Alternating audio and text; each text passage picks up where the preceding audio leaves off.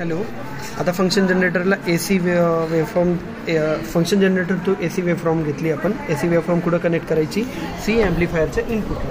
आपण सायनोवेटर चालू केली. फ्रिक्वेन्सी आपण जवळपास 10K आसपास, दॅट इज 6K आसपास घेतलेले आहे आणि ती आपल्याला कुठे कनेक्ट करायची? आपल्याला इनपुटला.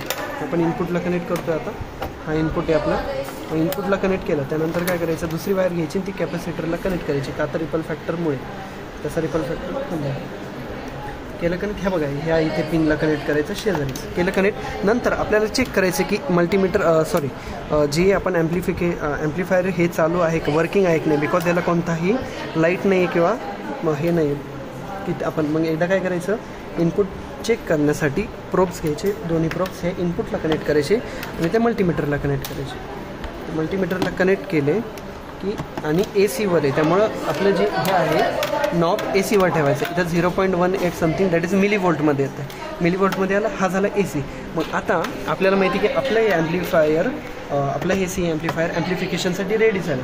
मग आपण काय करायचं? आउटपुट चेक करायचं. आउटपुट चेक करायच्या आधी काय एक काम करायचं की अजून एक प्रोब्स घ्यायचं. प्रोब्स घ्यायचं आणि इथंच कॅपॅसिटर एक्सटर्नली कनेक्ट करायचं. कॅपॅसिटर कनेक्ट केलं म्हणजे फॉर बेटर ॲम्प्लिफिकेशन आपण ते कनेक्शन करतो. आणि मग काय करायचं? आउटपुट चेक करण्यासाठी एक पिन ग्राउंडला आणि एक पिन कुठे?